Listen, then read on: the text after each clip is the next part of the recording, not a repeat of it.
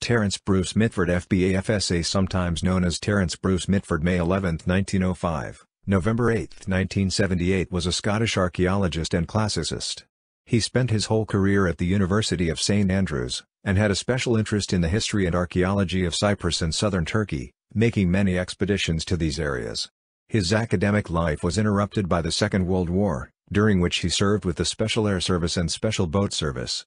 Biography: Mitford was born in Yokohama, Japan.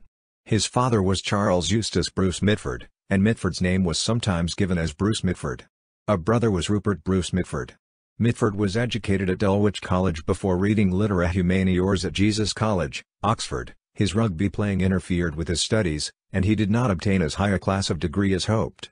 He spent his entire career at the University of St Andrews, teaching Latin text and prose composition, but his main interest was archaeology, in which he involved residents of St Andrews as well as students.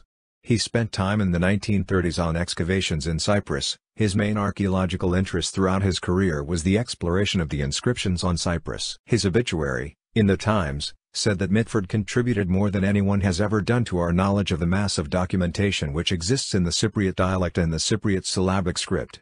He also worked on the history of Cyprus, looking at the island in Ptolemaic and early Roman times. Shortly after the outbreak of the Second World War, he was commissioned into the Dorset Regiment as a second lieutenant on October 15, 1939.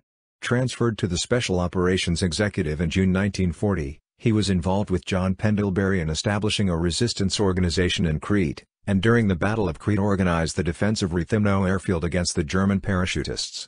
Escaping when the island fell, he set up the Sioux station in Aleppo, recruited a band of convicted murderers, Kurds and Armenians, and organized Sioux work for eastern Turkey, where they were to form a resistance force.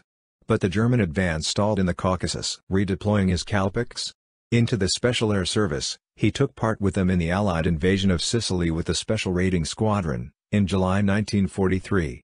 Later he served in the Special Boat Service in the Aegean, where in February 1944 he eliminated the German garrison of the Holy Island of Patmos, and distributed food to the starving population. When the SBS moved to the Adriatic, he returned to Crete as liaison officer with Ellis, and battles against the German occupying forces. For his war service to Greece, he was decorated by the Greek king, exceptionally, with the Knight's Cross of the Royal Order of George I, with swords. After the war, he returned to St Andrews where he was attached to the Officer Training Corps and resumed his archaeological explorations in Cyprus. He was promoted to major on April 1, 1948, and nominally transferred to the Intelligence Corps. In his later career, he also looked at the archaeology and epigraphy of southern Turkey, making many expeditions there.